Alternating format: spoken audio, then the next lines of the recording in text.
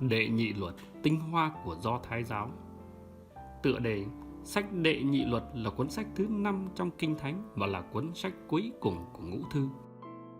Vậy đệ nhị luật có nghĩa là gì? Đệ nhị luật có nghĩa là luật thứ hai. Vậy luật thứ nhất ở đâu? Thật ra bản văn không hề nói tới một bản luật thứ hai. Nhưng ở chương 17 câu 18 viết: vua phải sao lại cho mình một bản thứ hai của luật này. Như vậy, từ đệ nhị luật là từ được rút ra từ câu này để làm tựa đề. Đây không phải là một bộ luật mới, mà là một bản cải biên, giải thích và làm sáng tỏ của bộ luật Mô-sê đã có trước đó trong sách Lê-vi và Dân số. Bản văn gồm toàn lời nói của một nhân vật là Mô-sê. Ông Mô-sê nói và người nghe là dân Israel. Vì thế, đây còn được gọi là diễn từ của Mô-sê, hay đúng hơn là những trăn trối của Mô-sê trước khi ông qua đời. Ông căn dặn dân Chúa phải sống như thế nào khi được vào đất hứa. Xét về văn chương, sách Đệ nhị luật là một cuốn sách độc đáo, tạo nên một truyền thống bao trùm một phần lớn văn chương Do Thái giáo. Vì vậy, Đệ nhị luật chính là tinh hoa của Do Thái giáo. Đây là thành quả suy tư và giáo huấn của giới Lê-vi, tư tế, đã bắt nguồn từ những ngày họ đồng hành với ông Mô-sê trong sa mạc, không ngừng phát triển và tích tụ với thời gian, có bao nhiêu biến cố thăng trầm của lịch sử. Bố cục của sách Đệ nhị luật gồm 34 chương, chia làm 3 phần. Phần mở đầu từ chương 1 tới chương 11 với 2 diễn từ của Mô-sê. Ông nhắc lại những kỳ công của Chúa đã làm và kêu gọi dân Chúa phải trung thành hơn nữa với giao ước, nhất là với 10 điều răn. Trung tâm của 2 diễn từ này là kinh Shema. Nghe đây hỡi Israel, Đức Chúa Thiên Chúa chúng ta là Đức Chúa duy nhất. Hãy yêu mến Đức Chúa Thiên Chúa của anh em hết lòng, hết dạ, hết sức anh em. Những lời này tôi truyền cho anh em hôm nay, anh em phải ghi lòng tạc dạ. Shema có nghĩa là nghe. Nhưng chữ này không chỉ đơn thuần là nghe, mà là đáp lại tích cực những gì mà họ nghe bằng việc vâng lời đáp trả với tất cả tấm lòng, bằng mọi khả năng và thậm chí phải đánh đổi bằng cả mạng sống của chính mình. Tình yêu chính là động lực để tuân hành lề luật với sự tự nguyện. Vâng phục đối với lề luật đã làm cho Israel nổi bật hơn trong tất cả các dân tộc, một dân tư tế thánh. Nhờ vâng phục Thiên Chúa và lề luật, dân Israel chỉ cho mọi dân thấy sự khôn ngoan và lòng thương xót của Thiên Chúa. Mô-sê chỉ cho dân Chúa thấy rằng Chúa là Thiên Chúa duy nhất, đấng duy nhất mang lại sự sống và thịnh vượng cho con người. Họ là một dân được thánh hiến cho Thiên Chúa, thuộc quyền sở hữu của Thiên Chúa. Lề luật và phụng tự đã giúp họ duy trì mối quan hệ đặc biệt với Thiên Chúa. Đất hứa như là một phần phúc lớn lao mà Thiên Chúa dành riêng cho họ. Nền tảng mối quan hệ của họ với Thiên Chúa không hệ tại phẩm chất cao quý của họ, nhưng là tình yêu vô điều kiện của Thiên Chúa, đấng đã chọn một dân tộc bé nhỏ nhất trong các dân tộc. Phần 2 từ chương 12 tới chương 26 là sự tổng hợp các lề luật. Dân Israel chỉ có một đền thờ, một Thiên Chúa duy nhất đấng yêu thương kẻ khốn cùng. Một phần trong thuế thập phân được dành riêng để quan tâm tới các nhu cầu của người nghèo. Điều này làm cho dân Israel nổi trội hơn tất cả các dân tộc lân bang về sự công bằng, và nó đều được kết nối với việc thờ phượng một Thiên Chúa, đấng sáng tạo muôn loài. Luật cũng quy định rõ ràng về các phẩm chất của những người lãnh đạo Israel, từ các trưởng lão, tư tế và tiên tri. Tất cả nhằm hướng tới xây dựng một xã hội dân sự dựa trên lề luật và sự công bằng, bảo vệ những người yếu thế, cô thân. Chính bộ luật này đã phác họa những tổ chức chính trị, tôn giáo cho Israel. Phần thứ 3 từ chương 27 tới chương 34 là phần kết của diễn từ và cái chết của Mô-sê. Mô-sê đặt dân vào một lựa chọn dứt khoát, vâng phục hay bất tuân, sự sống hay sự chết, ân thường hay án phạt. Vâng phục và tình yêu dẫn đến sự sống và phồn thịnh. Bất tuân và phản loạn sẽ dẫn tới đói nghèo, sự chết, lưu đày và diệt vong. Hôm nay tôi đặt giữa anh em sự sống và sự chết. Tôi biết rằng sau khi tôi chết, anh em sẽ phản loạn và trở mặt với Thiên Chúa và dẫn tới lưu đày. Đây là một lời tiên tri đáng sợ nhất của Mô-sê. Sự việc đã diễn ra đúng như ông tiên đoán. Dân Do Thái đã bị đi lưu đày ở Babylon năm 587 trước công nguyên, khi vương quốc sụp đổ. Đáng sợ hơn, ông còn tiên báo về sự hồi hương của họ. Dù anh em có bị đuổi xa đến tận chân trời, thì Đức Chúa, Thiên Chúa của anh em cũng sẽ tập trung anh em từ đó về, và từ đó người sẽ đón anh em. Đức Chúa, Thiên Chúa của anh em sẽ đưa anh em về đất mà cha ông anh em đã chiếm hữu. Để anh em chiếm hữu đất ấy, người sẽ làm cho anh em được hạnh phúc và đông đúc hơn cha ông anh em. Sau những lời đó, ông Mô-sê chúc lành cho dân và bước lên núi Moab và chết tại đó. Mắt nhìn về đất hứa. Ông Giô-suê là người đã kế vị ông Mô-sê tiếp tục lãnh đạo dân Chúa tiến vào đất hứa.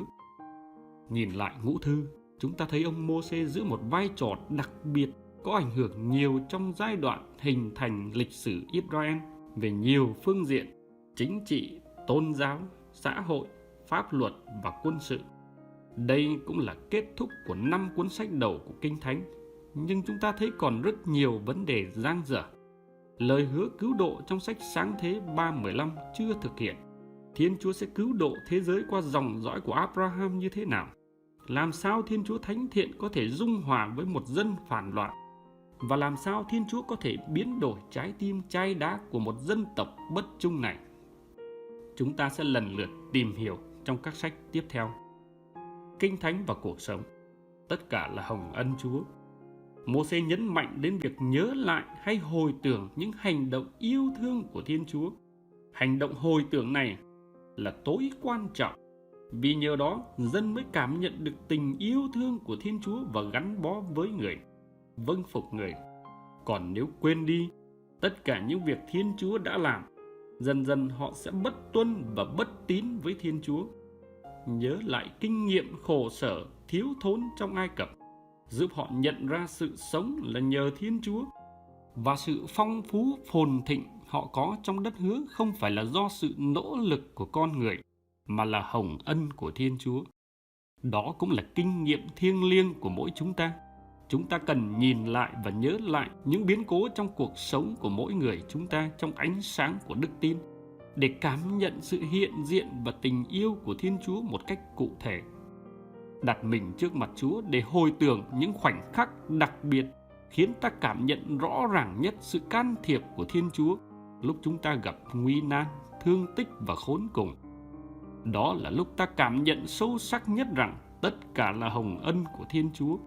Kinh nghiệm này giúp chúng ta biết sống khiêm tốn và tạ ơn, hầu được chữa lành khỏi những thương tích trong tâm hồn, và giúp chúng ta vững bước trong tin yêu và phó thác, không tự cao tự đại khi thành công, không mặc cảm tự ti và tuyệt vọng khi thất bại. Tình yêu vô điều kiện.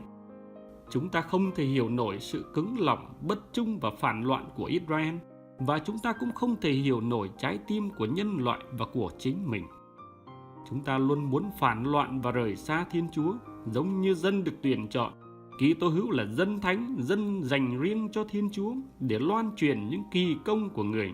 Đấng đã gọi chúng ta khỏi miền u tối vào nơi đầy ánh sáng diệu huyền.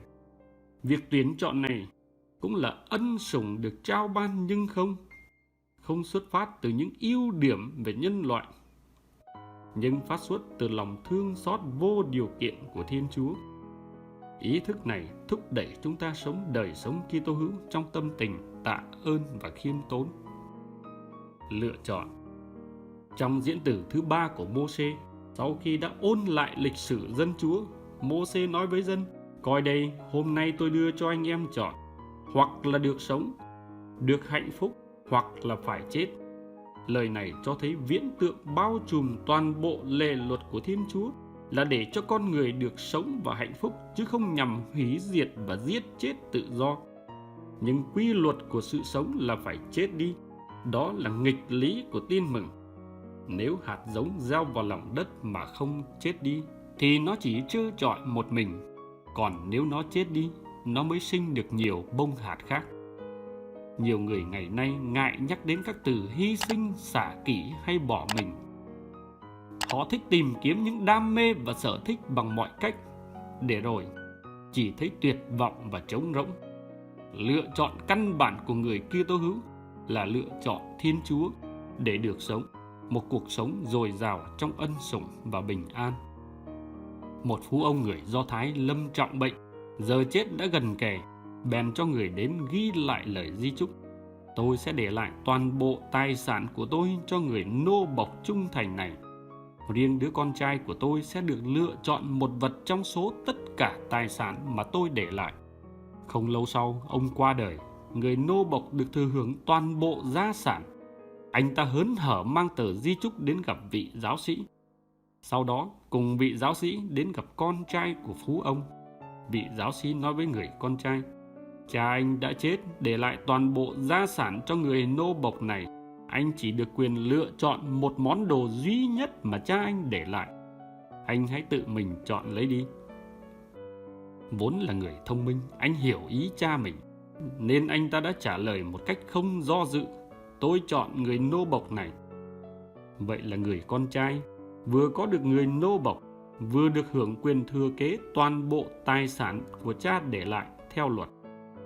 Phú ông trong câu chuyện hết sức thông minh. Do người con trai không thể có mặt khi mình sắp chết, ông đã nghĩ ra kế sách này để tránh khả năng tên nô lệ có thể đoạt lấy và tẩu tán tài sản của mình trước khi con trai ông kịp trở về. Câu chuyện trên chỉ là một trong vô vàn câu chuyện trong văn chương khôn ngoan của Do Thái. Tất cả đều được khơi nguồn cảm hứng từ sách Đệ Nhị Luật, tinh hoa của Do Thái giáo. Đây chính là bản di chúc mà Mô-sê đã để lại cho dân trước khi chết. Trong đó, ông căn dặn họ đừng quên thân phận nô lệ để trung thành mãi mãi với Thiên Chúa, hầu có thể được thừa hưởng toàn bộ lời hứa của Thiên Chúa với cha ông họ. Chính vì vậy mà họ được biết đến là một dân tộc thông minh bậc nhất thế giới, kỹ năng giao tiếp và tính toán trội vượt hẳn so với các dân tộc khác. Họ có được sự thông minh trội vượt này là nhờ sự tuân giữ lề luật và kính sợ Thiên Chúa. Bởi vì kính sợ Thiên Chúa là đầu mối của mọi sự khôn ngoan, và biết Đấng Chí Thánh mới là biết thật.